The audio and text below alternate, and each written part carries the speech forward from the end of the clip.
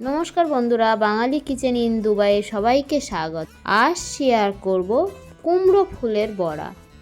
এখানে কিন্তু কুমড়ো ফুল পাওয়া যায় না। এখানকার মার্কেট থেকে কুমড়ো কিনে এনেছিলাম, তার মধ্যে বীজ ছিল। সেই বীজটা ব্যালকনিতে একটা টবে বসিয়ে দিয়েছিলাম, সেখান থেকে গাছ বার হয়েছে।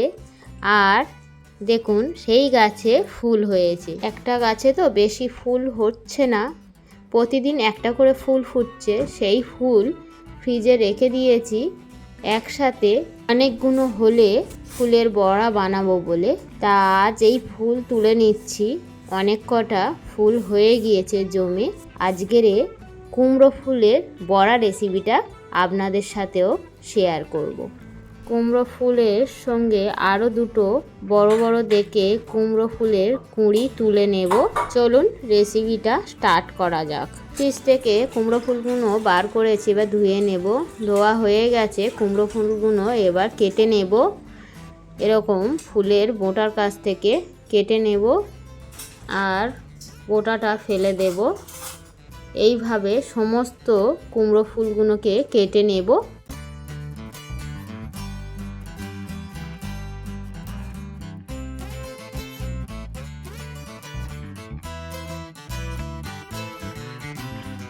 সমস্ত কুমড়ো ফুল কাটা হয়ে গেছে।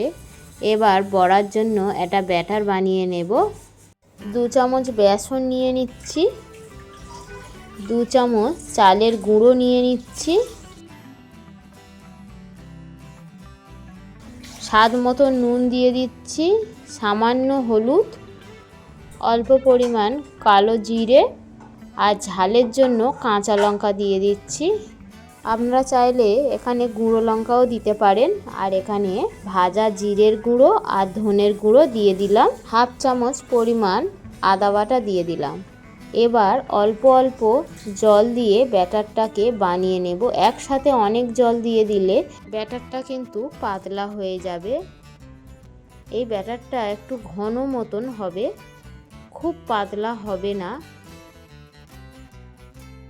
আপনাদেরকে দেখাচ্ছি, দেখুন এরকমই ঘন হবে, দেখতেই পাচ্ছেন। ভালো করে ব্যাটারটাকে ফাটিয়ে নিতে হবে। ফাটানো হয়ে গেছে। এদিকে ওভেনে ননস্টিক প্যান বসিয়ে দিয়েছি। প্যানটা গরম হতে সর্ষের তেল দিয়ে দিলাম। তেলটাকে ননস্টিকের চারিদিকে করে দিলাম। দেওয়ার পরে তেলটা গরম হতে কুমড়ো ফুলগুলো ব্যাটারে চুপিয়ে এদিক ওদিক করে ব্যাটারটা ভালো করে গায়ে লাগিয়ে তারপরে প্যানের মধ্যে দিয়ে দিচ্ছি। দেখুন এইভাবে ফুলের গায়ে ব্যাটারটাকে লাগাচ্ছি আর প্যানেতে দিয়ে দিচ্ছি।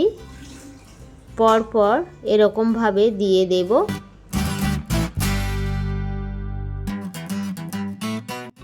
এক সাইড ভাজা হয়ে গেছে, উল্টে দিচ্ছি।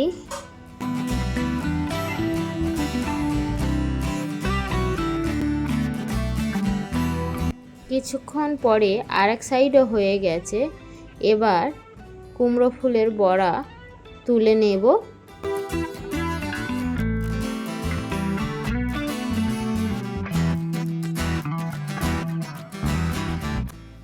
আবারও সেমভাবে বড়া ভাজার জন্য দিয়ে দেব।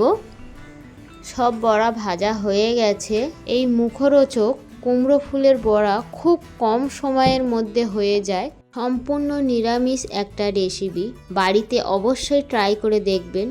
যদি ভালো লেগে থাকে একটা লাইক করবেন, যদি ইউটিউব থেকে দেখে থাকেন একটা সাবস্ক্রাইব করে দেবেন। পাশে থাকা বেল আইকনটি অবশ্যই প্রেস করবেন, কারণ আমি যখন নতুন কোনো রেসিপি শেয়ার করব আপনাদের কাছে নোটিফিকেশান পৌঁছে যাবে। আর আপনারা যদি ফেসবুক থেকে দেখে থাকেন তাহলে পেজটাকে ফলো করে দেবেন।